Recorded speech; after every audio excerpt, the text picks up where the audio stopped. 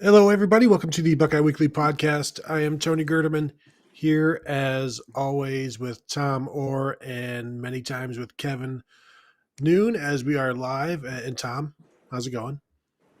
Tony, I'm filled with this overwhelming sadness for Kirk Ferentz, who is trapped with his idiot fail son as his offensive coordinator. And it's just, I mean, we know he has to have a direct relative being a coordinator for him. And it's too bad he doesn't have a relative who can actually coordinate a college offense. You can't put that on Kirk Ferentz, though. I mean, the law is the law, and so it's just too bad that he doesn't have a son who actually knows what he's doing. That's really a shame. I agree. Blame Kirk's wife for the bad genes. Kevin, how's it going? Better than the Ferentzes, I guess. But even with the loss, he'll probably still win Big Ten Coach of the Year for the 809th time or whatever. And what's the assist? I don't even remember the Broyles Award. Some distant relative will win that, and sun goes up, sun goes down. So we are live, and feel free to send in your questions. As you guys know, gonna do a little recapping of the weekend that was, the day that was, how that relates to Ohio State and all of that, because there is some news. Like as we were starting the show off, let's talk about Iowa losing to Purdue. Now, when I predicted that yesterday, you guys attacked me, saying, no. Tom, I remember you specifically saying, do you know how many points per game Purdue has scored the last 3 weeks, whatever? And I said, I don't know. I think it's 13. And you're like, yes, it's 13. Good guess.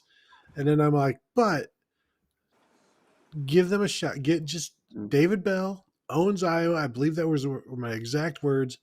And he showed Iowa again, had like 220 yards receiving or something like that. And all Purdue had, the only offense Purdue had was, let's just throw it up to David Bell and see what happens. And what always happened is he caught the ball, and then they kept the ball. And eventually they scored enough points to win. And Iowa is, as we've said all along, not the number 2 team in the nation. They didn't even look like a top 25 team in the nation. And this one, they were exposed.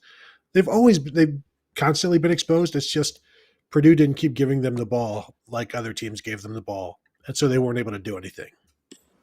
Well, that was kind of what you expected to see when Iowa played Ohio State in Indianapolis, and I think the best case scenario for Ohio State was, Iowa somehow just kind of keeps farting through the schedule the way they are, and it doesn't, the obvious deficiencies don't catch up to them until you get to Indianapolis, at which point it's like, wow, Ohio State crushed number 2 Iowa. They definitely have to go in the playoff. Like, that was the best case scenario for Ohio State.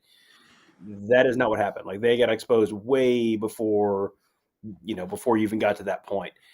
Iowa's offensive EPA today, so that is expected points added by the Iowa offense today, minus 15. Like, based on where they got the ball, they scored 15 fewer points than they should have. Like, that's just the offense. Like, the defense was fine, but the offense was just abysmal as usual. I mean, that's just what Iowa does. They're just 4.6 yards per play, and they get outgained by 1.5 yards by Purdue. And Purdue is not a good team. Like, not a good team at all.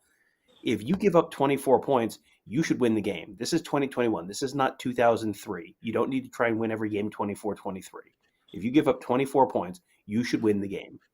That is how the state of modern college football, and unfortunately, modern college football has not arrived in Pleasantville, Iowa, where everything is still black and white, and they're still trying to win. Punt the ball and play field position. It's like, no, sorry, that's not how it is. And when you turn the ball over, you throw 4 picks like Iowa did today. Like, yeah, that's going to catch up with you. Sorry.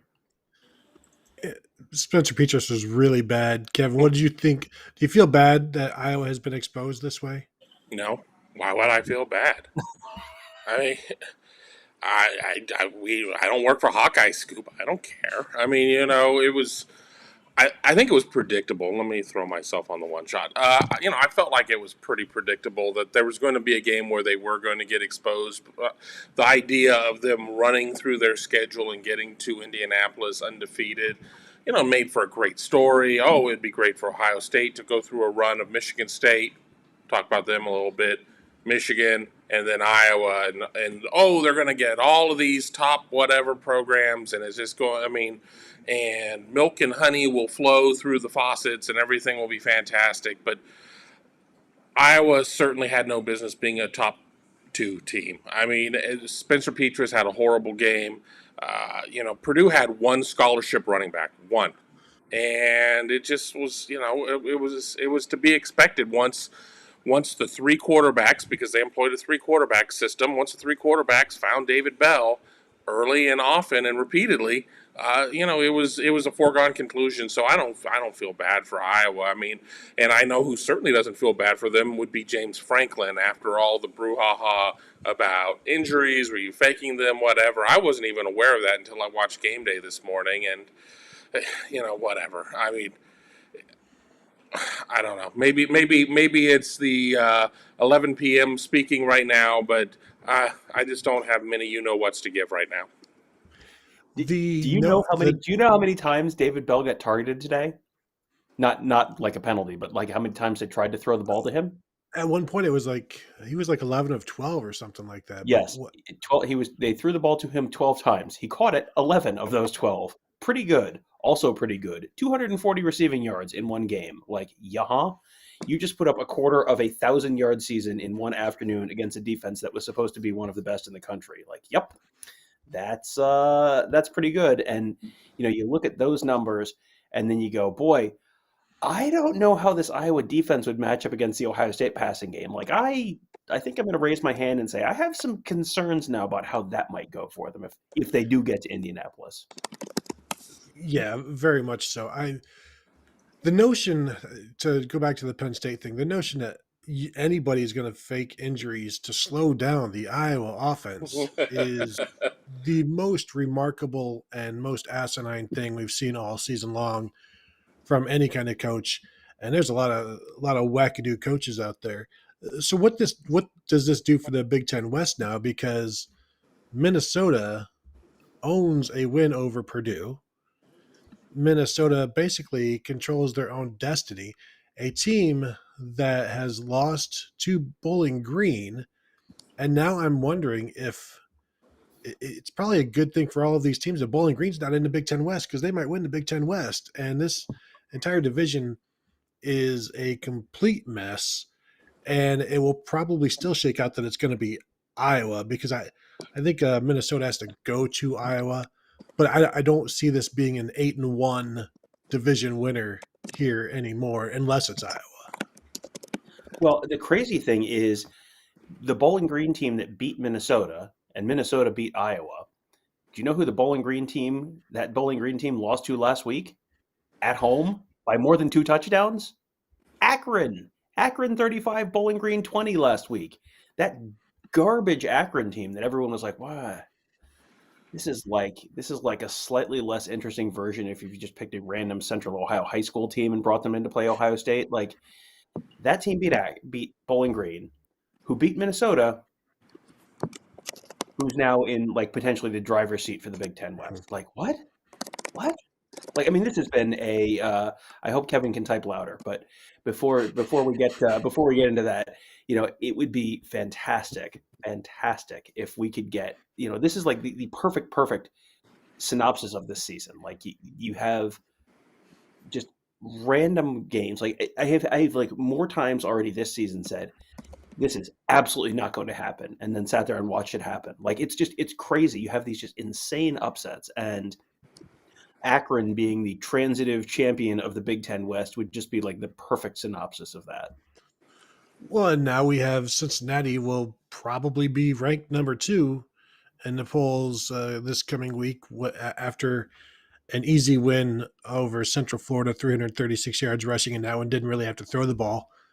So you've got an AAC team, because not only does an AAC team or a group of 5 team need to start the rankings high, they need all heck to break loose during the season. That's exactly what has happened. I am interested to see what happens with if Cincinnati is still undefeated and everybody else is what they've done, like Oklahoma is still undefeated, Alabama has a loss, Ohio State has a loss. How adamantly do they start pulling Cincinnati back? Because I assume they're going to start at number 2 by default, or maybe they'll be like, you know what? Oklahoma's looking good with Caleb Williams. We would like what we're seeing right now. So let's just go ahead and put Oklahoma number 2. That way there are fewer spots for Cincinnati to fall over the course of the 4 or 5 weeks. I saw Oklahoma is now up by like 3 touchdowns. So that one is a ball game over TCU. Caleb Williams, let's talk about him.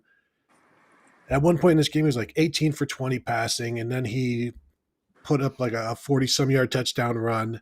He is really, really good in his basically these last 2 games.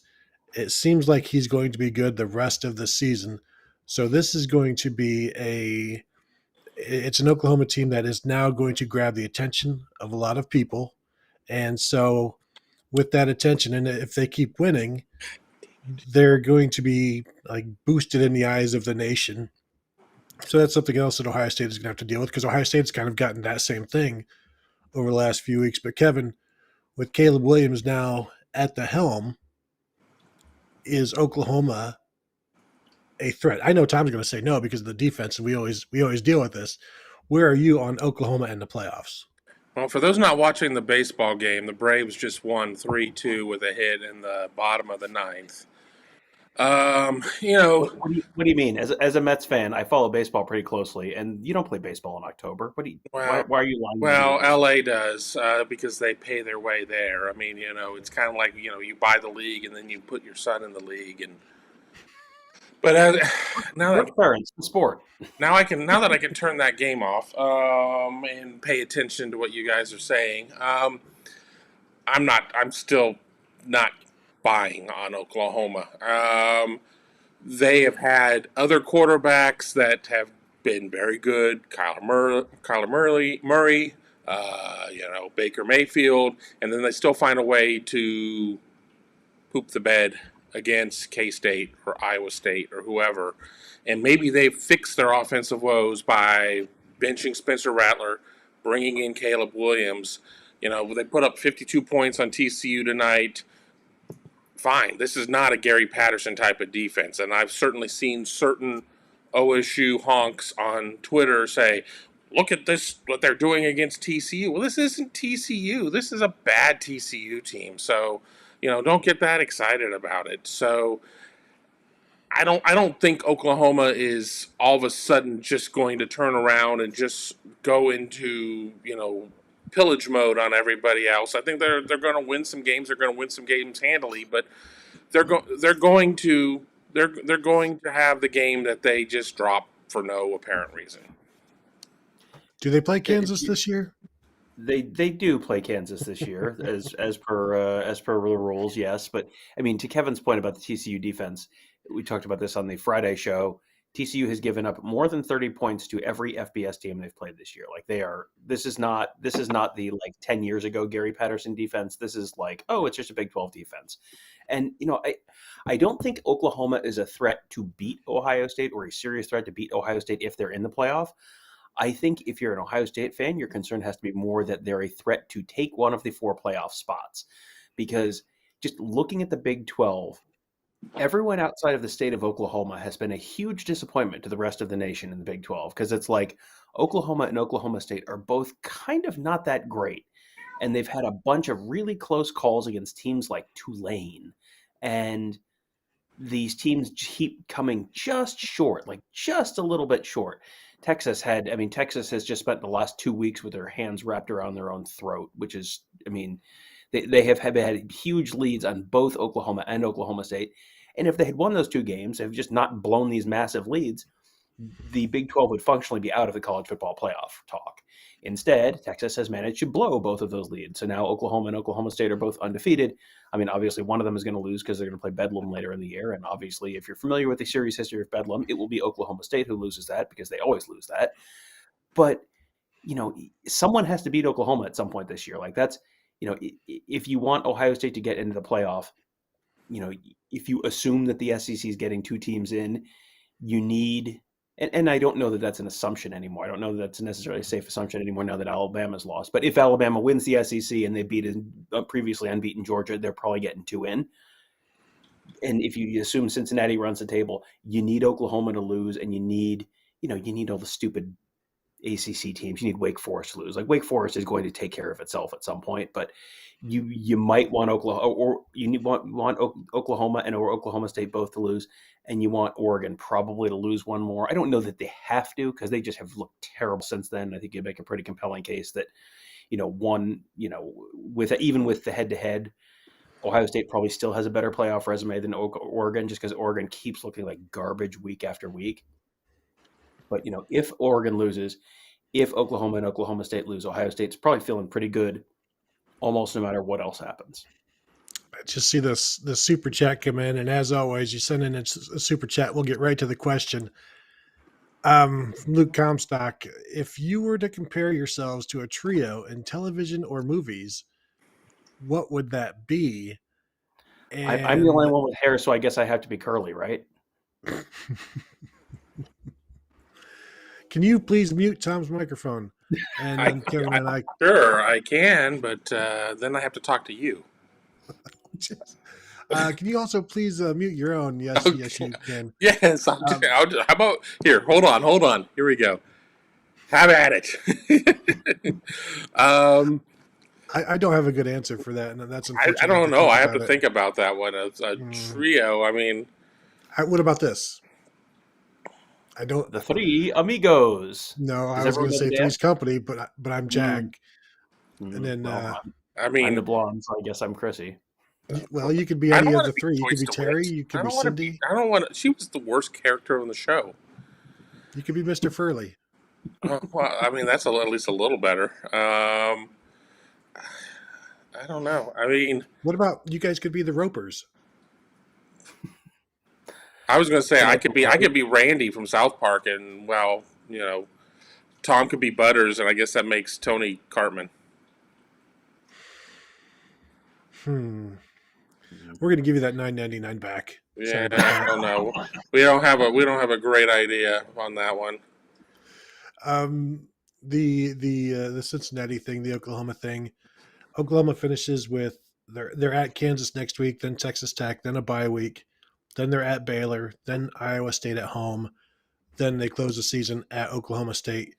Maybe Matt Campbell can save his job with that win in Norman, and I quote unquote save his job, where that's where Iowa State finally does something, and then it just wait for Iowa State next year, and they're going to be great. And they started number 7 this year, but they're going to start number 6, and they're going to be really, really good.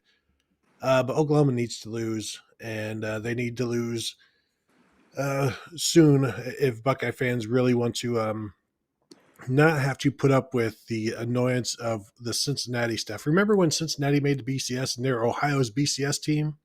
How did that? Sorry. How did that go? I forget. It did not go well for Cincinnati. I think it was like a 42-7 or a 51-7. I was remembering Florida getting into the 60s, but yeah. But I had 62-14 in my head, but it was bad, and Urban Meyer led up on that one, if I recall correctly. But 51-24 was the score, but it was not as close as the score indicated, because Cincinnati scored 24 points, and it was 30-3 at halftime. That was more representative of the game than the final score was. But I'm just thinking of how the Cincinnati media, if there is such a thing. I mean, it came out of nowhere the last time about Cincinnati making the playoffs and keeping Ohio State out of the playoffs. That would, I assume, that would be kind of annoying for Ohio State fans. So I know everybody likes Luke Fickell. You'll want to be rooting against Cincinnati. You'll want to be rooting against Oklahoma. You don't have to worry about Oklahoma State. They're going to fall somewhere along the lines. Alabama big on Mississippi State. I saw Jamison Williams, I was watching, had a 75-yard touchdown and almost broke a couple of kickoff returns, because that's what he does. And so why kick to him? I mean, why kick to him? You've seen it. Are you going to kick it better than everybody else? You're going to cover it better? Stop it. Don't be stupid. But then again, Mike Leach is too busy, reading books about pirates that it doesn't really matter. I saw Mississippi State kicked one that landed around like the 7-yard line and allowed Jamison Williams to get a running start. It's like, what are you doing? Just if you can't kick it out of the end zone, kick it very high or squib it away from him. But yeah, I'm with you. Don't even give him the opportunity. Kick it out of bounds. 35 is better than 6 points. Just don't even let him touch the ball. And so now they will continue to beat everybody, and we will see against Georgia in the SEC championship game. I do wonder if that's a close game and Alabama loses. Like, how much are we going to see? But Alabama should still get in there. I know we will, especially from CBS and ESPN. Now I want to talk about Michigan State, Tom. I was concerned about this game. I was right to be concerned. We all were, because we all want to see what can happen in a couple of weeks against Michigan. But man, this was not a great performance by Michigan State. Made me feel a lot better about Ohio State's chances when these two teams play. And this, I mean, still give them credit. They won on the road. They didn't really look good doing it, though. Well, partway through the game, I don't know if you saw my tweet earlier today about so if you had to take Ohio State's offense and put it up against the offenses of Michigan State and Indiana and Rutgers and Maryland, just pick an all-star team out of those four, and maybe even add Michigan or Penn State. I think I'm probably still taking Ohio State. There's just their offenses are so bad. They're so bad. Even the good offenses were terrible. Total EPA today, offensive EPA. So again, expected points added. So based on where you get the ball, how many points you should expect to score in the game.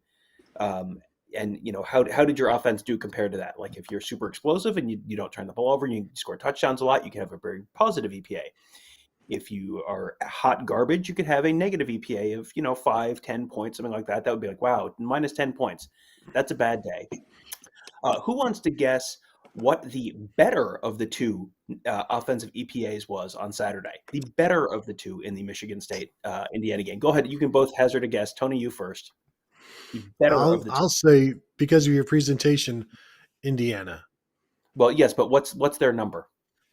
Oh, I can't. I don't know what the numbers are. I'm sorry, Tom. I can't help you with this. Minus 5 or minus 10 would be bad. What was the number for the better of the two teams? Oh, minus 5? Because that's better than minus 10. See, I don't understand these things, Tom. That's what I'm trying to tell you. I thought they were trying to protect the environment with this thing. I don't even know what the hell these numbers are about. Okay, so this is if you just had an average performance with getting the ball where you get it, you would score, whatever number of points. Here's how much worse you did or better you did than that.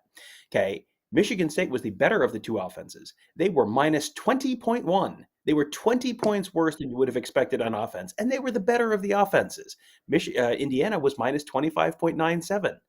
There were 46 fewer points scored in this game than there should have been, and they only had 45 points scored in the game. That is how bad these teams were. It is impossible to, and it wasn't it was just constant turnovers. It was Indiana turned over 3 times, Michigan State turned it over 2, but that's not, this is not 9, 10 turnovers. These are just two offenses that cannot get out of their own way. And, Kenneth Walker was 23 carries, 90 yards. He had been dynamite the whole time and just nothing. Peyton Thorne, 14 of 26, 140 yards, 1 touchdown, 2 picks. Jack Tuttle was 28 of 50 for 191 yards. He threw the ball 50 times and averaged less than 4 yards per attempt. Do you know how bad 4 yards per attempt is? And you threw it 50 times because you couldn't run it. There are only 2 things you can do on offense. You can run the ball or you can pass the ball. And somehow these teams went 0 for 4. Neither of them could do anything. It was just, that was remember those the old bad Big Ten noon games where it was just always Illinois, Purdue, and it was ESPN 7, and it was just those. It was the punchline game. That was this, and it featured a team that was ranked in the top 10, who's probably still going to be ranked in the top 10. These are 2 teams that Ohio State has coming up that are I don't know. Like, people are going to try and talk themselves into it. Like, I don't know how either of these teams keep up with Ohio State. Like, even keep it close for a half against Ohio State. If Ohio State, unless Ohio State plays terribly. So they score 35 points in the game. The EPA stuff says they should have scored 46 more. So the over under on this Yes. should have been like 81. Yes, if you look at where they got the ball and Okay. yes, where they took over the ball, you should have had like 81 points. You had 35 points. Like, this should have been a shootout, and instead this was like just an absolute garbage punt fest. I forgot to mention Georgia, the number one team in the nation, winning at home 30-13. And we don't really need to spend much time on Georgia because they are what they are. They had 47 total plays on offense in this game. I don't, and over 400 yards, so probably like 8 or 9 yards per play. I don't understand that. I don't understand 47 plays. They had like 22 minutes of time of possession. Kentucky must have gotten like 3 yards every single play and moved the ball and took care of it very, very slowly. And Will Levis doing his, I'm just going to run into the line on third down and pick up some yards. But 47 plays, that was that one caught me off guard. So Georgia, I saw somebody mention Georgia and Alabama, probably the only teams that would be favored over Ohio State. But first, we have to get to Yakov 22 Super Chat. If Wake or Pitt make the college football playoff, Tom should sport a mohawk. Kevin, I would have to agree with this. If he's going to talk about his great hair, then you got to do something about it. There goes our graphic. I have to fix the delay on that. I agree, but I mean it would be it wouldn't be big mohawk. It's not that Tom's got just crazy hair, but it could be pretty good. I think that if you but we need to shape. I mean, first you just need to donate it to those of us that are follically challenged. I think that's really where it needs to go. But if if Wake or Pitt, I mean, I like Pitt better than I like Wake. I think that Pitt can't play a lick of defense, but that offense is pretty impressive. I'm still not sure of the smoke and mirrors that Wake is using at this point. I mean, I understand they got a good quarterback, but he's no Kenny Pickett. Yeah, I mean, I don't see how that doesn't Pitt have a loss? Doesn't Pitt already have?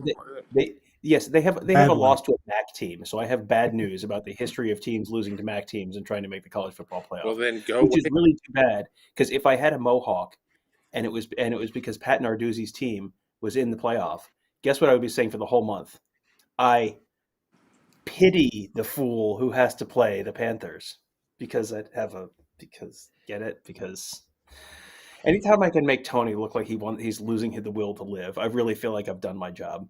I'm gonna super chat myself now. I was going to say you might be the employee of the decade then. I mean, if you lose to Western Michigan, you are out of the playoff. Like, I mean, you can do whatever else you want. It's like the problem you're going to have with Pitt is you have a bad loss already, and everyone in the ACC is kind of terrible. So you're not going to have this like wonderful opportunity for a signature win. You're not beating Alabama or Georgia in the conference championship. You're beating like a 9-3 Clemson or something, and that's not gonna move the needle at all.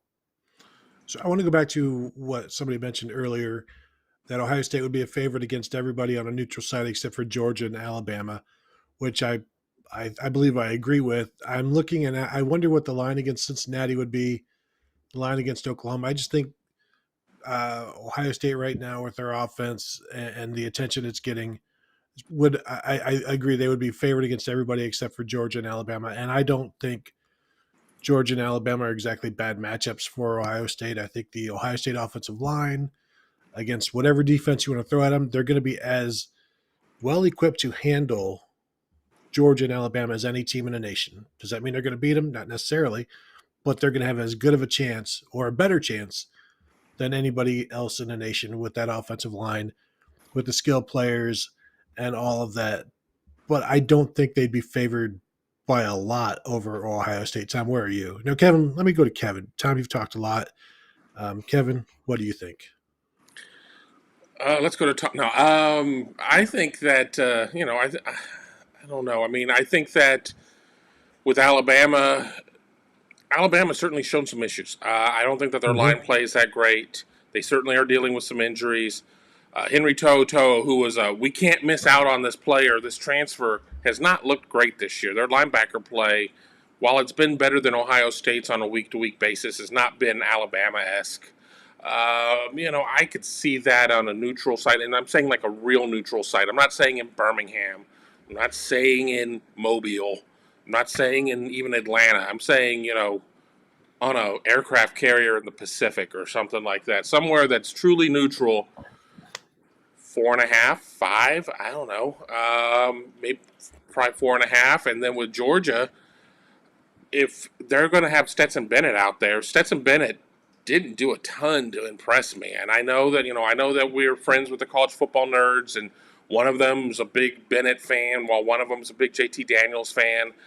I didn't necessarily, and I didn't watch all of that game. I was flipping around as much as I could, but Bennett wasn't that impressive. So, for as great as that defense is, the offense is above average. But again, I would put the line somewhere in the same vicinity. I certainly wouldn't have it to the point of where I would have it above a touchdown or anything like that. I would certainly have it south of a touchdown. I mean, you could maybe talk me to 5.5, but even with that, I don't know how I feel about that. Well, I'm looking at Phil Steele Plus right now. This is prior to this week, so this does not include the games that happened today.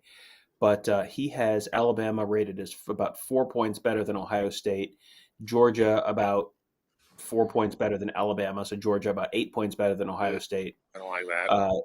And then he has Oklahoma 4 points worse than Ohio State, Cincinnati about almost 5 points worse than Ohio State. So, within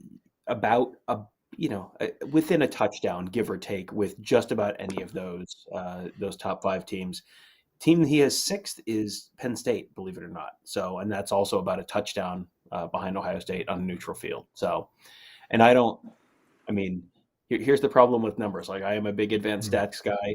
The advanced stats don't know about Sean Clifford, and the advanced stats did not get a chance to watch Taquan Roberson because if the numbers knew that, if the numbers knew what you and I know, the numbers would be giving you a different number. Yeah, give me those 8 points against Georgia, and I'll feel pretty good. I see a super chat there from Sneaker Shack.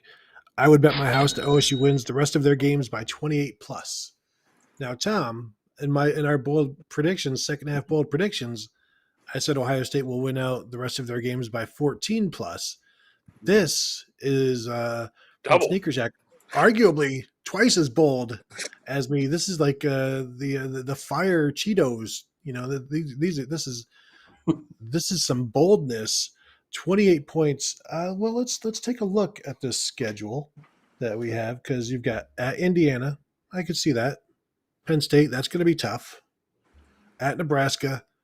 Oh, poor Nebraska. Poor anybody that's been supporting Nebraska. Poor Nebraska fans. Poor Scott Frost. I'm gonna ride that like ketchup. When do we talk about Adrian Martinez and the greatness that is Adrian Martinez? Pretty soon. The 20. I could see. I don't think it will happen, but I think they could beat any of these opponents by 28 points, especially if Taquan Roberson is Penn State's quarterback, Tom. Yeah, I mean, they could beat any of them by 28 points. I think that's fair. Beating everyone by 28 points just kind of realistically just doesn't happen. That's not. You're going to have a week where it's, you start off a little slow. You're going to have a week where the other team has something great going. You're going to have a week where just, hey, 2 balls got tipped and got intercepted, and drives ended without points. Like, you're not going to perform that consistently. And the rest of the Big Ten is good enough that, especially on defense, that you're not going to roll up 60 points on everyone. Now, I don't think they're giving up a ton of points, because I'm really not overwhelmed with any of the offenses on their schedule right now in the regular season. But yeah, I think Tony's 14 points or more is like, yeah, that they will at the least have a lead of 14 points or more on every team they play. Maybe you get backdoored at some point with, someone scores a touchdown late and it and 17-point lead turns into 10 or something like that. But I think there's a decent chance they have a 2-touchdown lead. It's not crazy to think that they could beat anyone on the schedule by 28. I just don't think they will beat everyone on the schedule by 28. It's hard to get up for every game of the season, and you could sit there and say, well, Ohio State didn't get up for Oregon. Ohio State didn't get up for Tulsa. I mean, but now they can get up for these next 6 games. I don't know. I think 28 is a lot of points. Mm-hmm. There's certainly the capability of doing all of that. None of these teams that remain on the schedule have shown me anything to lead me to believe that they can hang with Ohio State's offense, or really that any of them have enough offense of their own to be able to bring it up to the point of, okay, if we're saying Ohio State's going to score in the 40s every game or more, and somebody comes up and scores 24, I mean, you got to get up to 53 to be above 28 points. So, that's a big ask right there. But I don't think it's completely 100% impossible to happen, but I would say it's improbable. And here's the thing about 28 points. Just to put 28 points in perspective. I've got the Phil Steele Plus pulled up right now. So Ohio State right now in Phil Steele's power ratings, here are some of the teams that are about within a point or so of 28 points worse than Ohio State right now. Okay. Ball State, Northwestern, Kent State, Illinois, Colorado, Duke. Like, it's that caliber of teams. You're not 28 points better than Michigan State or Michigan or Penn State. You can beat them by more than that. You can have the good week. You can have teams that are not quite as good as their numbers might suggest. But, just in terms of like power ratings and sort of predictive and like what the point spreads are going to be, they're not going to be anything close to 28-point favorites in most of the rest of their games. So they would have to really, really, outplay those stats. And the man here is doing exactly what I'm doing. It says he has the volume on this, and he's watching Ole Miss and Tennessee with the volume off, which is Tennessee is currently driving with under a minute to go, down 5. That's on SEC Network, which is always best to watch with the volume off. Well, I don't agree there. Well, and my SEC Network has never been HD unless I stream it. So good job, SEC Network. At least Big Ten was HD from day one. Well, what about Pac-12 now? Oh, wait, nobody gets the Pac-12 now. Nobody gets that. One thing I will, I was at the Blue Jackets game tonight. I was selling 50-50 tickets at the Blue Jackets game tonight, which... Where are they? Yep, there you go. Boom, 2-0. Jackets time, baby. Beat the Kraken in overtime. On the way home, I was listening. I will give a plug to the Varsity Network app, which is fantastic. We receive no money from the Varsity Network. It is a Learfield IMG app, that's the company that owns all the radio rights for all these schools. Download that app, because if you live in a city like Columbus, which doesn't have a sports radio station, you can't get college football on the radio on Saturday nights. So here's an app that will let you can just go through and go like, oh, I'm going to listen to the Mississippi State radio feed of the Mississippi State Alabama game, or I can listen to on the way in, I was listening to the Iowa radio feed. But you can listen to whatever radio feed. All these games, these radio stations have the best commercials, the very best terrible local commercials. There was a commercial for the official blood services provider of Mississippi State football, which if you saw the final score, like those folks are going to be busy tonight. Wonderful local terrible pest control commercials on the Tennessee feed. It was just magnificent. So unsolicited plug for the Varsity Network app. Download it; it's free. And okay, that's my 2 cents. I thought about that on the way home. I'm like, I got to plug this on the podcast because I don't think people know about it. But it is a great app and worth your time. I do enjoy listening. I'll throw the Sirius on my way home from games or 2 games or whatever, and you get the home, whichever, you get the school's play-by-play announcers, and man, nobody likes Big Ten refs, and nobody should. But let's talk about Scott Frost in Nebraska. Nebraska loses 30-23 at Minnesota, falls to 1-4 in the Big Ten. These guys, they find new ways to win close games. This is their 5th loss by a total of 15, 18, 21, 28 points total this season. Every single loss has been by 1 score. And this one featured Adrian Martinez throwing a ball away in the end zone for an intentional grounding and a safety. The Nebraska defense was not good. That this would, I feel so bad for Scott Frost, but I don't know how much is his fault. His team is cursed. I don't know if the curse is because of him. I don't know if somebody has cursed him and therefore his program has also by association. There is something supernatural going on here, and I don't know if you need a blessing, you need a shaman, you need somebody to maybe like you bring a helicopter into you burn some sage in the middle of the field in Memorial Stadium there, have a helicopter just fly above it and spread out all of the smoke and clean it up. You got to do something because Scott Frost in Nebraska is never going to work because they find ways to lose. They make mistakes. They give you a little bit of false hope, all the while you're knowing like this something bad is going to happen. And it's almost like you can hear like the horror movie music, like in the background, like no, don't go into the red zone, don't go into the red zone, and then boom, they go into the red zone and Scott Frost gets stabbed by Adrian Martinez, and boom, now they're done. And it hasn't worked. I don't know if it can work. I think they almost need to go their separate ways. I would like to see it work. I just don't know why it's gotten so bad like this. It's hopeless, I think. It just feels like a self-fulfilling prophecy at some point. Like it when it's so bad, so consistently in such a consistent way, like it's just like at some point you get the here we go again feeling in your head, and you could just almost see their players doing it. Like they just don't blow it, don't blow it, don't blow it, don't blow. Oh, I just blew it, son of a gun! It happened again. And just there's just it's a lack of discipline. It's silly mistakes. It's bad penalties at terrible times, but also some of it's just bad luck.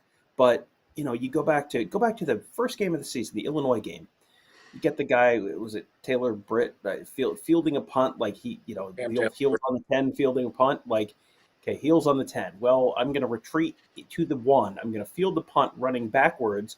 Then I'm going to go back into the end zone. I'm going to take a safety on a punt that I fielded. Like, what? I've never seen that. And it's like, well, they keep losing close games. Well, if you give a team like Illinois 2 points and the ball when you have no reason to do that, like, this is why you're doing. And speaking of complete disaster zones, looks like Tennessee fans are throwing garbage on the field. Yeah, I saw that. Which is my wife is at this game, so Jesus Christ, I hope she's not pulling that move. She's an Ole Miss fan, though. Well, no, the Ole Miss people seem fine. So yeah, and this is the 5th consecutive year that Tennessee has had garbage on the field. Usually, it's just their team. Well, but, they used to have the trash can. time, They had the trash can, the turnover can or whatever. Yes, and I want Josh Heupel to get on the microphone and tell those people you don't live in Cleveland. That's what I want. That's all I want right now. I can see our numbers plummeting in Cleveland right now. Did you guys don't see blame Sam Weich? Did you see the Purdue player who an Iowa fan like threw their beer onto the field because Iowa fans are trash people at times, and so he picked up the beer. This is after the game, celebrating it and like just splashed it into his face, chugging the beer. And did you happen to see that picture, Tom? I did not see the picture, but I'm sure you don't remember his name. Do you remember his jersey number at least? The jersey number was 69. Yes. Nice. Just an incredible photo. If you want to go check it out, just search Purdue and beer, and I'm sure it'll show up. But I want to go back to talk about Adrian Martinez. Yes, no, go ahead, because I felt like I was going to get robbed of that opportunity. The 18 of 33, 241, 1 touchdown, no picks. So that's improvement right there. A QBR in the ESPN QBR of 38.7. But the problem is I'm looking through the offensive book here for Nebraska. I really don't, and I'm somebody who follows recruiting. I don't know many of these names. By many, I know like any. that's where I think a lot of the issues come from. Sure, we can talk about a lack of discipline, a lack of luck, or whatever. They just have a lack of dudes. They don't have the talent to be able to get out there and compete week in and week out. Now you would think they'd be able to break through one week, which they haven't, because apparently it's built on like a Native American graveyard or something. Some Scooby-Doo mystery happened there, and we don't know. And it was it was always Mr. Wilson. If not for you damn meddling kids, we would have gotten away with it. But they just don't have the guys, and Nebraska just can't determine what it is they want to do in terms of recruiting. Oh, we're going to have this Calabrasca movement. We're going to recruit the state of California, and it's going to work out. Okay, well, that didn't happen. Oh, we're going to sit there and be able to recruit Florida and do all of this. I mean, obviously, bringing in Scott Frost, who was at UCF, we're going to be able to do this. They can't do that either. So they just don't have the guys, but I think they're going to get better once they're able to move on from Adrian Martinez. I just think, I think when we talk about, I go back to like the old short-lived Flintstones and Friends when Pebbles and Bam Bam were grown up and they had their little band, because every cartoon in the 70s was like Josie and the Pussycats and everybody had a band and they had their friend Schleprock. I think Adrian Martinez is Schleprock, because there's just this cloud that hangs over him. He might be the nicest kid in the world. It's not personal. This is just results-based, and Schleprock's got to go. Yeah, no, I think you're right. They've got Logan Smothers, who's a 4-star kid from the 2020 class who's athletic, and we saw they had McCaffrey in there. You're thinking, last year or a year before, like, okay, they finally have other options, and yet they continue to stick with him. And I tweeted this out, like, I didn't mention Adrian Martinez because I didn't have to, but like, there are quarterbacks out there who are coach killers. Steve Belisari was described as a coach killer by one of his own coaches back in the day, because they look good in practice, or better than anybody else. And then you get into the game and you just see him on the sidelines at times where he's just like, I don't know, apologetic for himself. And it's like, boy, that's not really what you want out of your quarterback. You want your quarterback to be out there and just leading, and you just have to continue to wait for the other shoe to drop with him, because it's going to happen. Now, if you would put it all together, then great. But he puts it all together against Northwestern, and that's not good enough. Yeah, and I mean, he was someone who I remember seeing Adrian Martinez at Ohio Stadium. Like, he was someone Ohio State wanted. And, and this is, you kind of get into the nature versus nurture conversation here. Like, well, what would Adrian Martinez's career have looked like if he was playing for Ryan Day instead of Scott Frost? Would this have turned out totally different? Or was, is this just kind of who he is? And, is it a coaching issue? Is it a preparation issue? Is it a talent around him issue? And that is sort of the great unknowable question. But yeah, it is like, it's really, I always feel bad for people who, like, I mean, obviously, like, you can, everyone on Twitter can go, yeah, this guy sucks. Like, this is someone who has been one of the very best in his age group at this very unique thing that a lot of people try and do. He's been one of the very best in his age group for years and years and years and years and years. He has put in just countless hours of work, and it's like, you kind of want to see it pay off. And the Nebraska program to me is kind of like that on the whole. It's it would just be so nice. Like, I'm watching the Michigan-Nebraska game a couple weeks ago, or last week, whenever that was.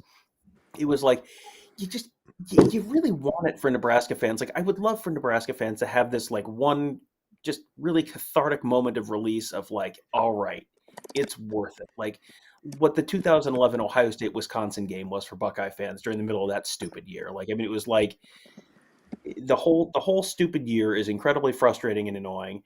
But then you have this one moment that's like, this is why you do this, for the, you sit through all the other garbage for this one nice moment. Like, Nebraska just hasn't had that moment in a long time. You'd like to have it for Nebraska fans. You'd like to have it for Adrian Martinez. Like, it would be nice if, I thought, maybe there's a chance that they just shock Iowa. They're the team that gets Iowa later in the year. And then that's the signature moment for Adrian Martinez in that program.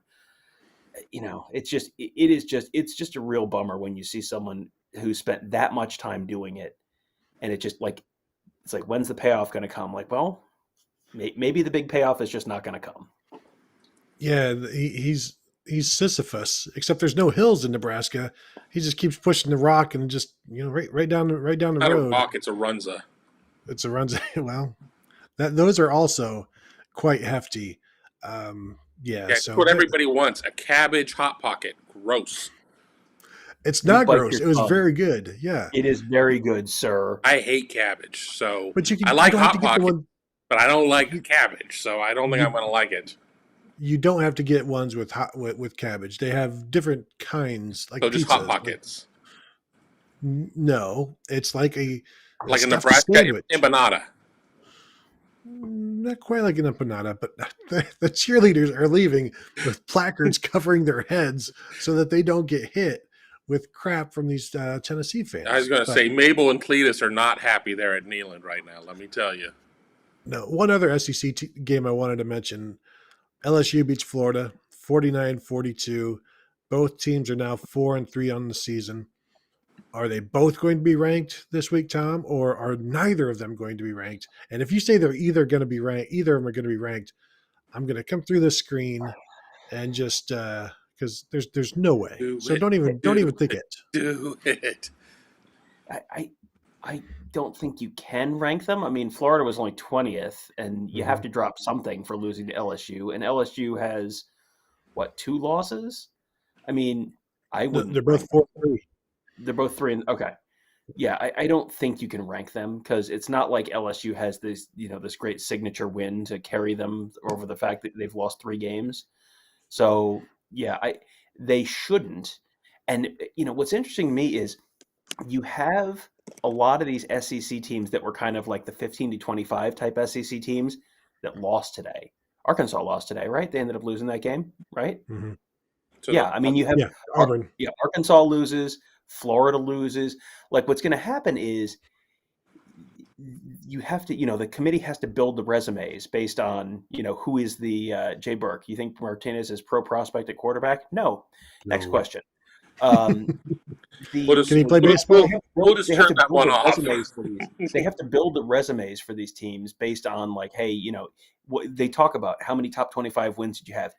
When you have the teams that are like 15-25 losing and you're dropping out, like all of a sudden Georgia's resume or Alabama's resume is like, well, they played in a murderous SEC schedule. How many top 25 teams did they play? Like, 2. Like, yeah, they were 1-1 against top 25 teams this year. Like, that's not, I mean, assuming that the college football playoff committee are honest brokers, and boy, the word assuming is doing a lot of heavy lifting there.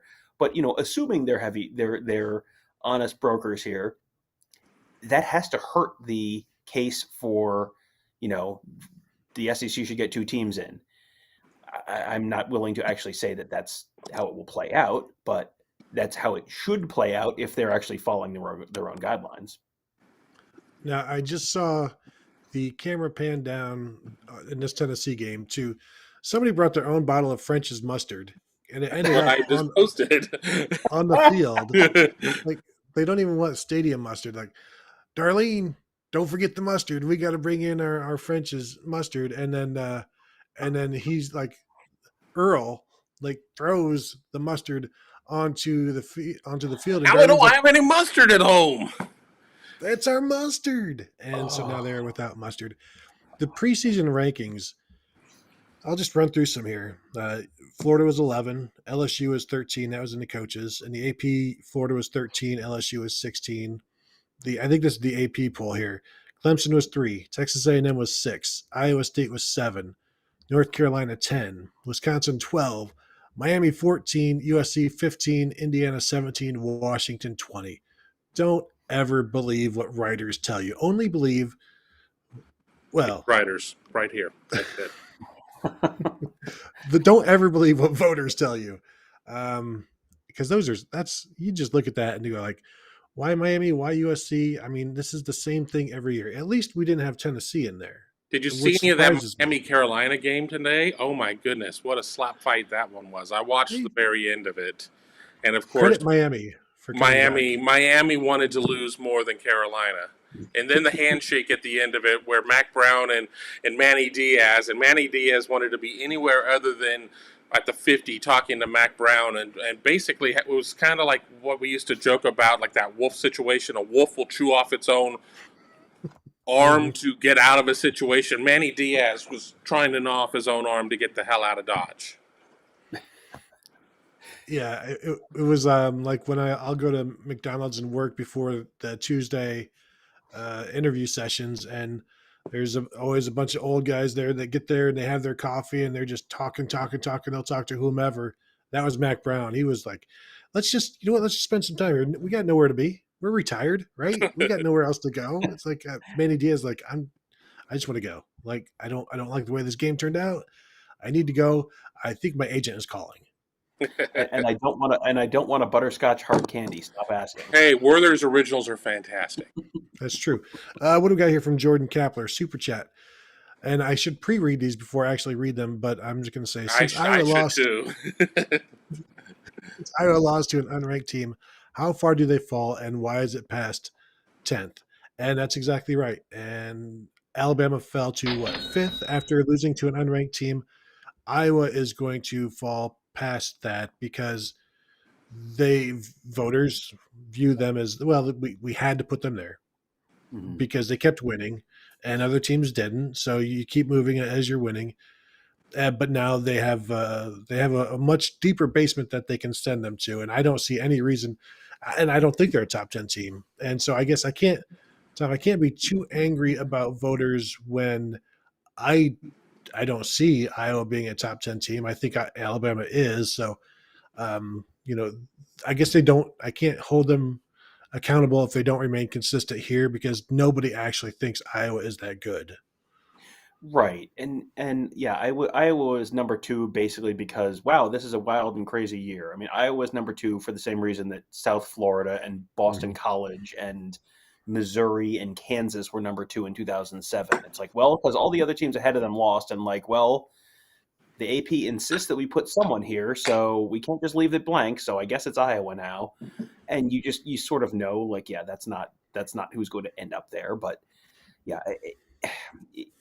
I'm struggling with this for the same reason that it sounds like you're sort of struggling with it, which is like, I understand and sort of objectively get why you would drop Iowa, because Iowa is, you sort of have this preconceived notion that Iowa is not actually a top 5 team, whereas you have this preconceived notion that Alabama is a top 5 team. If you're just looking at resumes, though, like Alabama, go through the teams that Alabama has beaten. There's a bunch of numbers next to teams because the teams were ranked at the time they played them.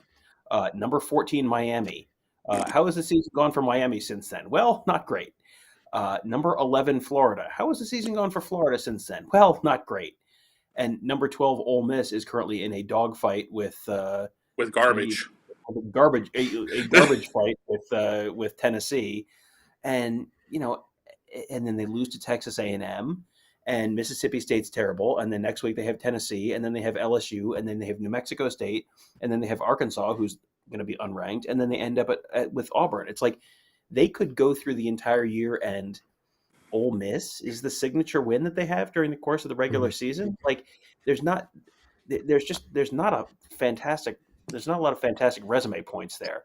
And like, I mean, I get it. I get that you assume that you're going to have have Alabama in the top 5. So therefore Alabama stays in the top 5. Like I get it, but that's okay with me only so far as if Alabama loses a second game, they're out, period, no questions asked, because they have no good wins. Like that, I think you have to have the line drawn there. If Alabama is 11-1 and then beats Georgia in the SEC championship game, I have no problem with Alabama getting in the playoff.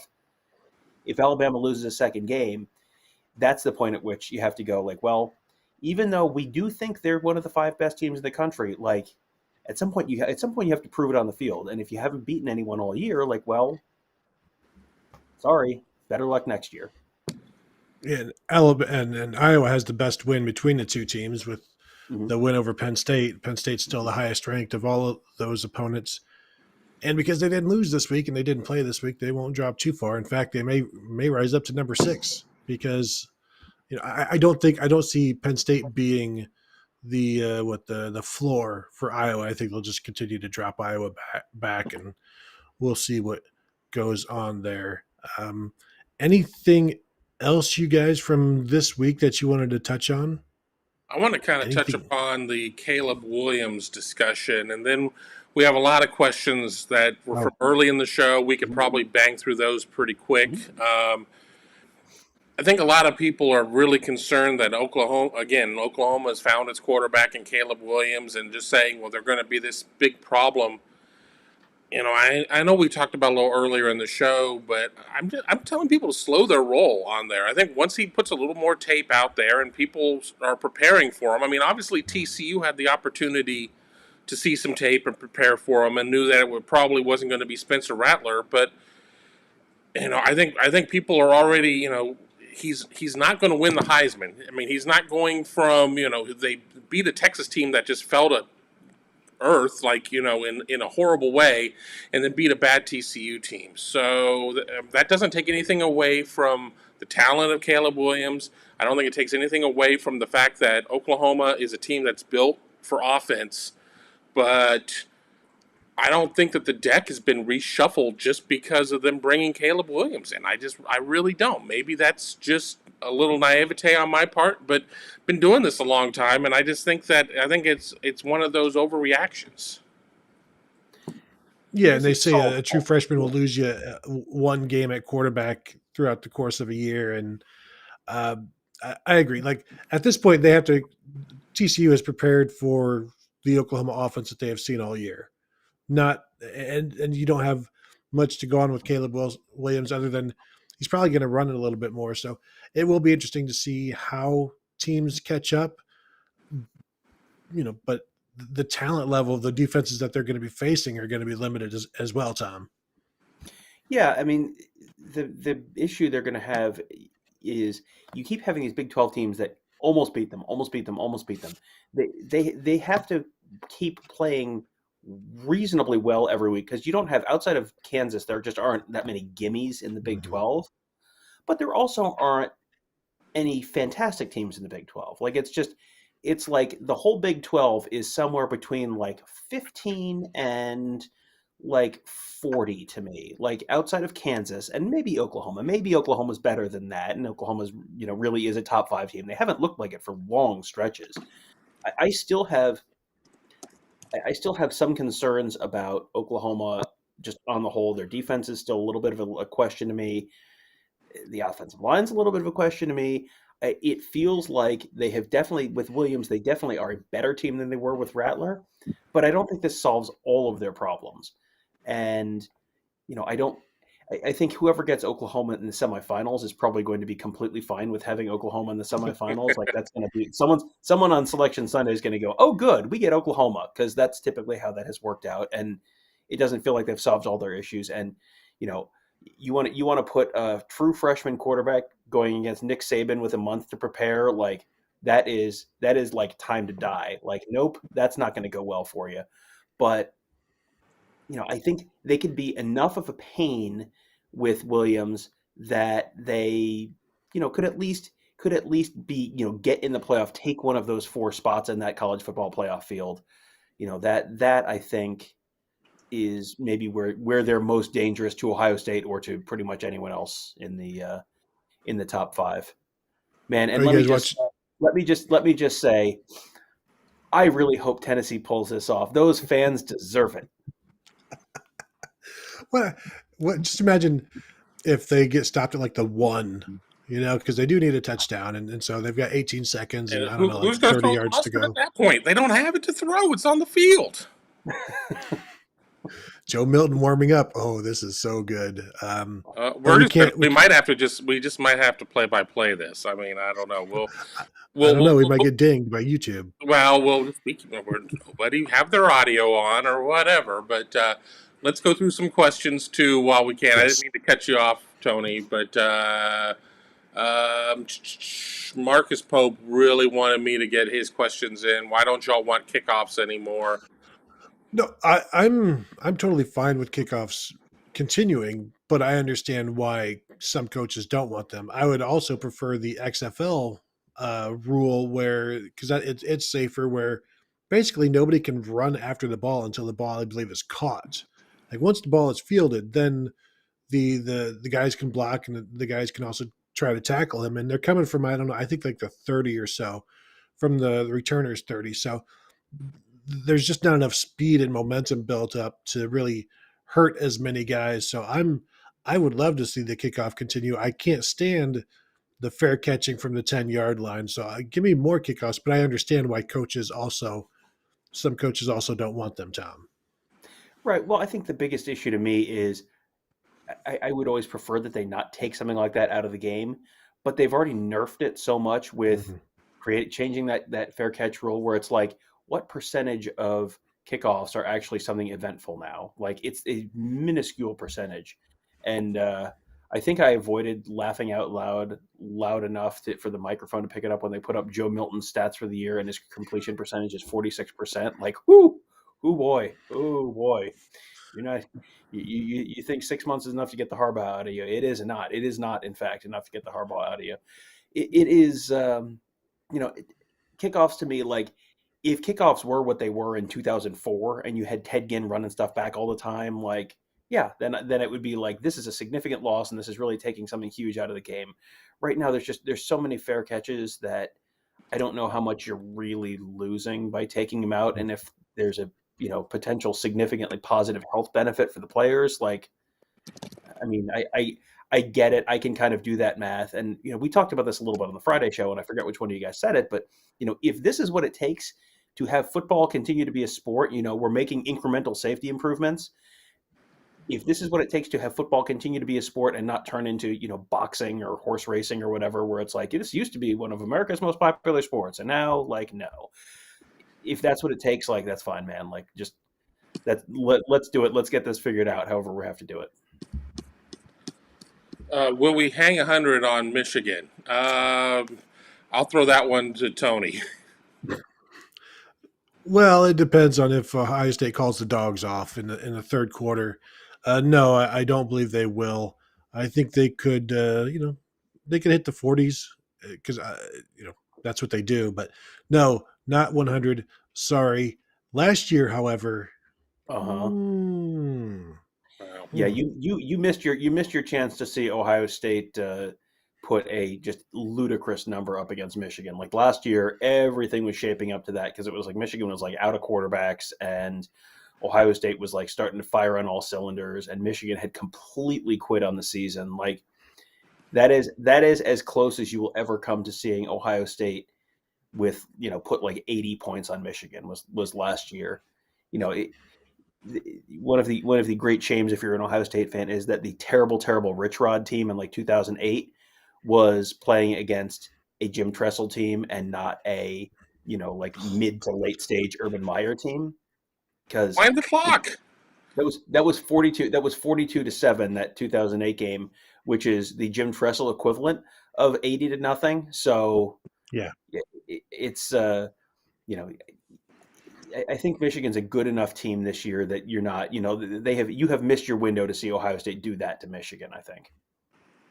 Joe Milton, I guess, if that was him, completed a pass that it took 6 minutes to wind the clock on the first down. So that's 11 seconds left. Ridiculous. So I'll get the next question loaded up from Randall Perkins. Is the Big Ten West really just bad?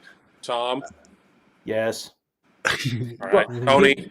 That's how we're going to get through these questions. That's how we're going to get through all these questions. The answer is yes. If we without going into much detail, I mean, yes. And if you want more detail, this is me pointing to the standings. Like, there you go. Google it. We're going to have one more crack. Incomplete pass through the back of the end zone. So 3 seconds left. Yeah, the Big Ten West is really bad. Iowa was the standard bearer there. They got exposed. It's certainly not Nebraska. It's certainly not Northwestern. Is it Minnesota? Is Minnesota the standard bearer for them right now? I mean, could Minnesota backdoor their way into Indianapolis? I mean, stranger things have happened. I mean, it's not Wisconsin. When you try to hang your hat on Iowa, it's like trying to hang your hat on your flat wall. The hat just keeps falling to the ground. There's no hat hanging in the Big Ten West this year, and you can blame Wisconsin. You can blame Scott Frost. You can blame Adrian Martinez. There's plenty of blame to go around. And yes, it is a bad division. And I don't know if it's going to be any better the rest of the year. And if Minnesota goes ahead and wins it, oh man, that's sad. It's time for our weekly question about why isn't Tyleek Williams getting more playing time? I'll throw that to the crowd. Well, I mean, I didn't expect him to play much this week, so but I think they like what he's doing. They like the number of snaps he's getting. He's going to get more. I don't know that he's going to be starting. He might get a spot start here or there. As I watch Joe Milton run into his own lineman and escape, he's going to try to run for it. Like I have direct TV, so I must be running a lot slower than you. I'm just saw him run into his guy. It's just so bad. Oh my goodness! Oh my goodness! The decision making. You have to throw it into the end zone. You can't. You didn't even give your guys a chance, and I don't understand this. This is not Joe Milton's not the only person who's ever done this. I've seen quarterbacks do this every year, several times a year, and they have to know the situation.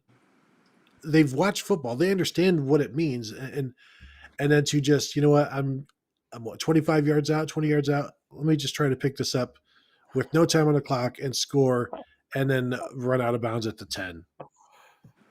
Oh my goodness! The cop that's walking with Lane Kiffin, the only thing he's guarding is the donut shop. Jiminy Christmas! That guy, no wonder he's on parade detail. He's big as a float, and I'm fat, so I can say that. Oh my God!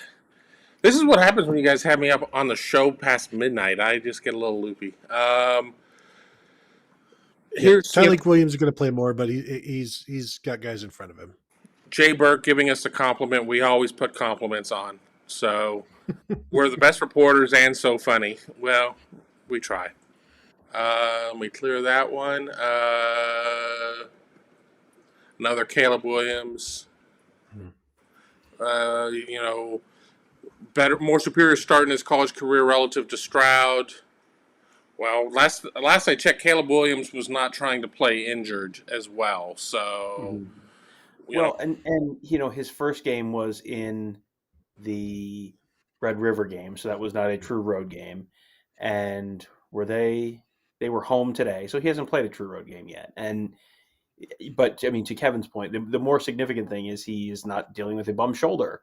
Like CJ Stroud right now, since CJ Stroud had that week off, CJ Stroud has looked like a completely different quarterback, which to me suggests that the shoulder was a pretty big issue. And, just watching him, go back and listen to our postgame shows for several of his previous, first couple games, it was like, yeah, he needs a week off because that shoulder's not right and it's impacting his game. Like it was just, that was very apparent as you were watching it. It has played out, if the shoulder was really the big issue, it has played out exactly the way you would expect it to play out after the, getting a week to rest the shoulder and things to kind of heal up and him to feel a little more comfortable in the offense as well. But, I don't know that I look at Caleb Williams and go like, he's so far ahead of CJ Stroud. Like, he's good. Caleb Williams is a good quarterback, but I think, CJ Stroud versus Caleb Williams in the playoff, I'm given, I think Ohio State's probably giving 5-6 points in that game, right? Yeah. I just think that in this situation of, well, now that we can't really bag on C.J. Stroud because he's turning things around, now we're just going to say he's not as good as Caleb Williams. I mean, when is the Stroud hate going to stop? I mean, I'm sorry, I love you, NBA fan, but this is ridiculous. I don't understand why people just can't accept the fact that C.J. Stroud is the Ohio State starter. He's doing damn fine right now, and just and be fine with it. I mean, what is it that you're looking for? I mean, what is it? I don't understand. I don't understand. I'm not trying to be critical, but it just seems to me to be a situation of, okay, well, now that, it's not in vogue to sit there and trash Stroud, we're just going to say that other guys out there in similar situations are better than him. I think it's ridiculous. I think Caleb Williams also got to ease into this season. And Tom, please stop posting from your burner account. That you're spamming the whole chat here, and it's a little bit annoying with all of these posts about Tom is much better than Tony at bold predictions. The people don't care for it and they don't believe it. What's next, Kevin? Well, there's a reason I'm not punching any of those through, but mostly because I'm over in the question queue and I'm not looking at the other queue right now. Chances OSU versus Michigan State could be another primetime game. That's a November game, so Right. very unlikely because the way the Big Ten's rules are written right now, the both teams would have to approve a game being in prime time in the month of November, and there's really no reason for Michigan State to approve that. Like, what's Michigan State's incentive there to play a primetime game? So I would say the chances are very slim. I just did a show with Matt Sars from Matt Sars Sports on Friday on the Morning Scoop, and he talked about sort of how that TV selection process goes, because this is all a question for TV and how, which network has the first pick that week and what other games are going on that week. I haven't looked at that week yet. And, that'll probably be determined a little bit by how much does Michigan State, does Michigan State go in the tank before then, or is Michigan State still unbeaten then? And is Ohio State still rolling with only the one loss, or have they fallen off the pace as well? But yeah, that's either going to be a noon game or a 3:30 game. It will not be a primetime game unless both teams approve that. And I don't think either team necessarily wants a primetime game in late November in Ohio Stadium. Iowa State at Oklahoma is that same weekend. That might be the big noon kickoff game. We'll see. So and the other question is, which network has the first pick for the Big Ten that week? It could be Fox, it could be ESPN. Fox has had more first picks, so it's possible that's the week before Ohio State, Michigan. That was probably not a week that a lot of people were thinking was going to be a massive one in the Big Ten. So I would guess that's going to be an ABC game. So maybe that's a 3:30 ABC game. But that is a total shot in the dark by me. But I can tell you, it is almost certainly not going to be primetime. Could you imagine all the heads exploding down south if OSU and UC ended up in the championship? Well, that's what I was going to ask you guys. If Ohio State and Cincinnati end up being two of the four, Kevin, don't you think they manufacture it some way so that those two teams play in the semis and then? But what if it's the Georgia and championship Alabama? game in Indianapolis? They play in the championship game in Indianapolis. Wouldn't that be something? Yes, it would. I feel like they wouldn't want. They just try to get that game over with, or like they don't want to. You wouldn't want to have two Ohio teams playing in a championship game. But if they're matched up against, if Georgia and Alabama are the other two, you also don't want those two teams playing in the first round. You wouldn't want to sit there and burn that in the Orange Bowl or whatever. So you would probably try to spread it out. And Ohio State has no chance, in my opinion, of getting the one. So because of that, I mean, they're going to be either the 2, the 3, or the 4 if they do get into the playoffs. So does Cincinnati have an opportunity to become a 1 if to Ohio State's 4? Or are they 2 and 3? I mean, there's a lot. I mean, if Alabama beats Georgia, does Cincinnati get the number 1 seed? No, there's no way. Alabama's the number 1 there. I mean, what it would take is Alabama loses another one before then, and then beats Georgia, or whoever else is comes out of the West beats Georgia, and then that would leave the number 1 spot. And and Oklahoma loses a game, and Wake Forest loses a game, and Oklahoma State loses a game, and so then you don't have any unbeaten Power 5 teams. Then Ohio State's maybe 1, then Cincinnati's maybe 4. That's probably the most likely case scenario.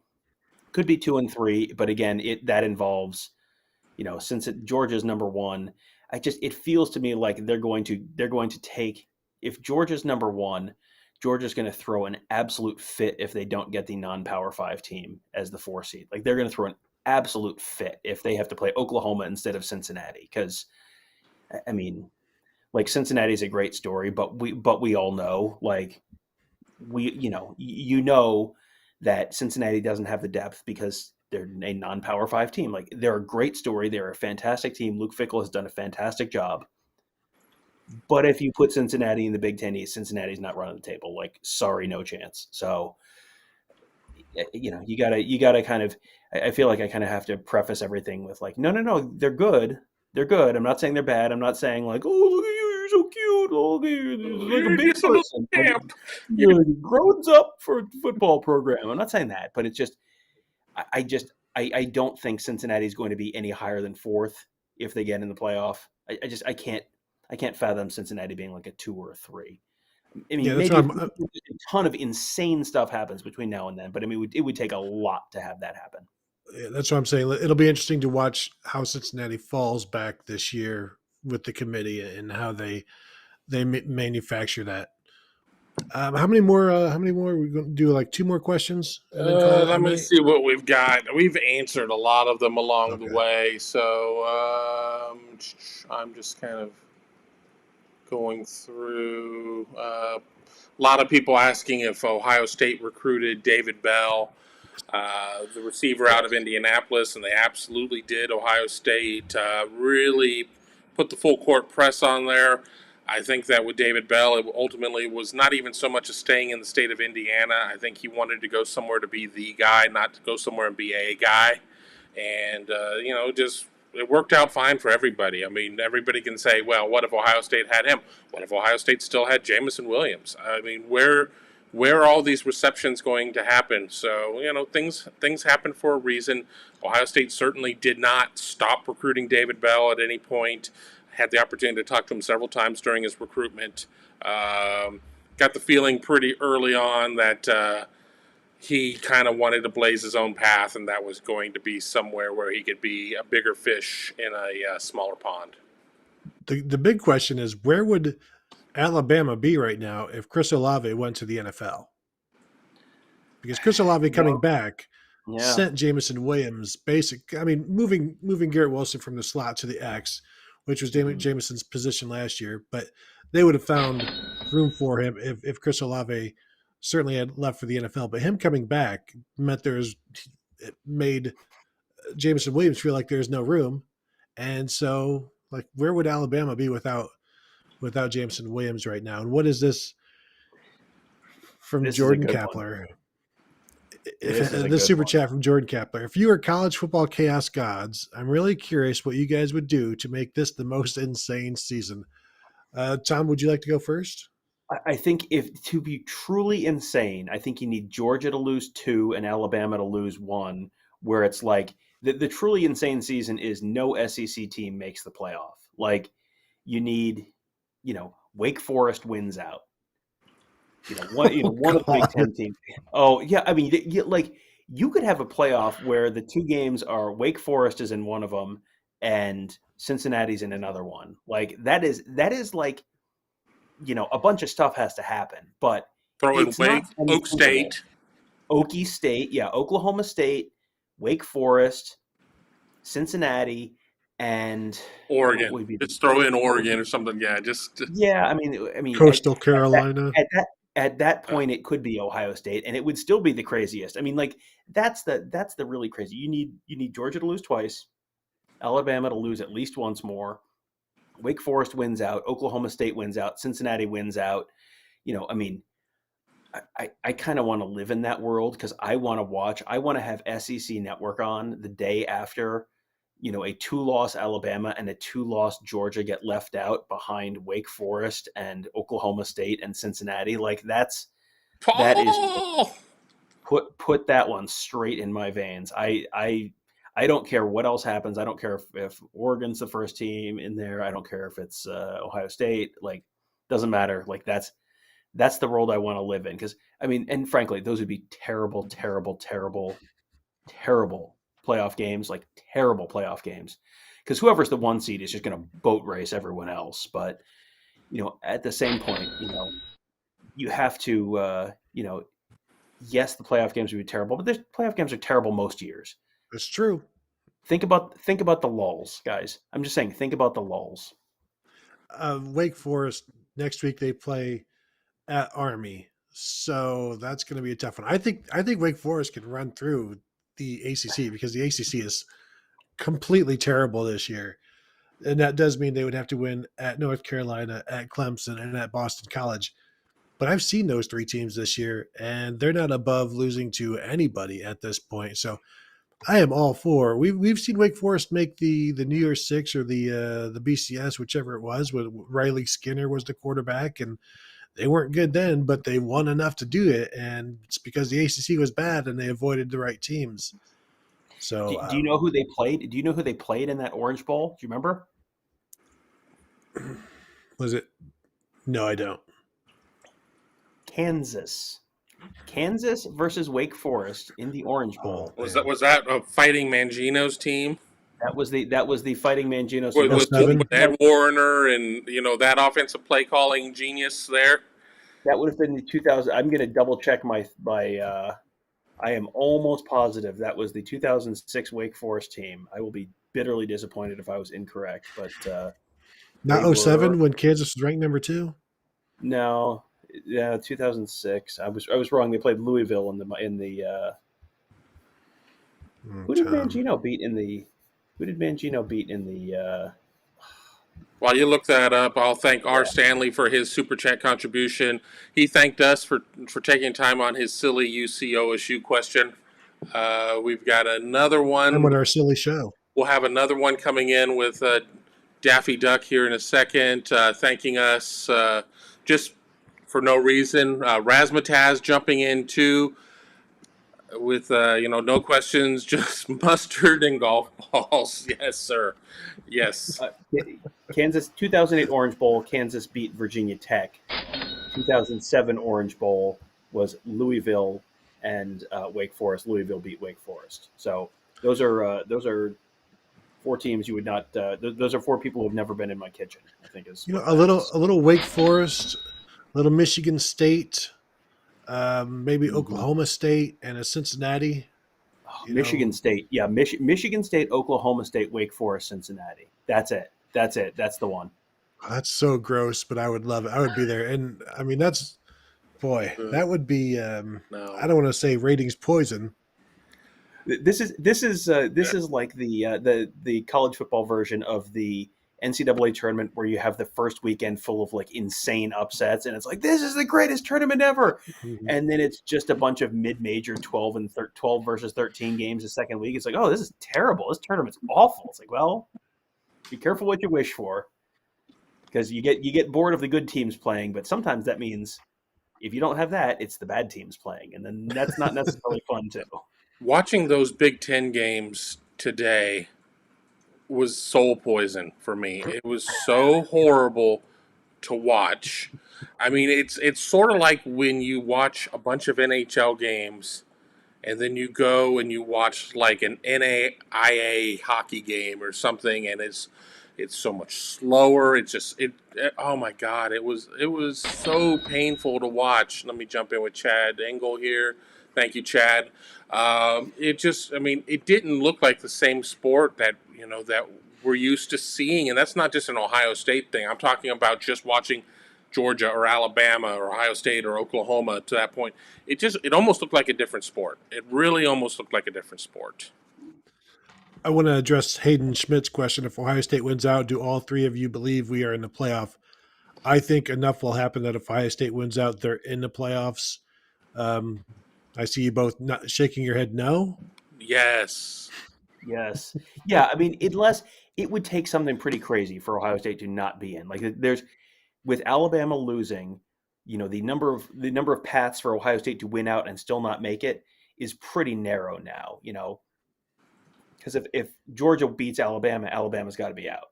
Yep. If Ohio State wins out, so you would have to have the Big 12 champ win out. You'd have to have Cincinnati win out. Maybe Oregon wins out. Maybe that's enough if they look good enough to keep Ohio State out. But it's like, unless you have, Alabama runs the table and then beats Georgia, and that's Georgia's only loss. So maybe that's 2 of the spots. Mm-hmm. And then Oklahoma wins out, and then Cincinnati wins out. Like maybe that keeps Ohio State out. Mm-hmm. That maybe. But you've mentioned a couple of times, Tony, like how the playoff committee is going to justify dropping Cincinnati. Well, here's what they're going to do. You're going to hear Gary Barta talking about the body of work. Well, what's Cincinnati's body of work going to look like? Like they're going to, even if they beat teams by 28 points every week, they're playing crappy teams. And if Ohio State's playing 4 teams that are in the top 10, like Ohio State's body of work is going to be substantially better than Cincinnati's at the end of the year if they run the table. And, even a couple of those teams win out, because Cincinnati's big signature wins are Indiana, which is continuing to get, devalued every single week, and Notre Dame, which is like they're fine, but they're nothing spectacular. So, you don't even have to like have the playoff committee inventing reasons to drop Cincinnati. Like Ohio State's resume is going to be getting better and better and better every week. Cincinnati's just kind of like flatline, even if they keep winning. It is what it is.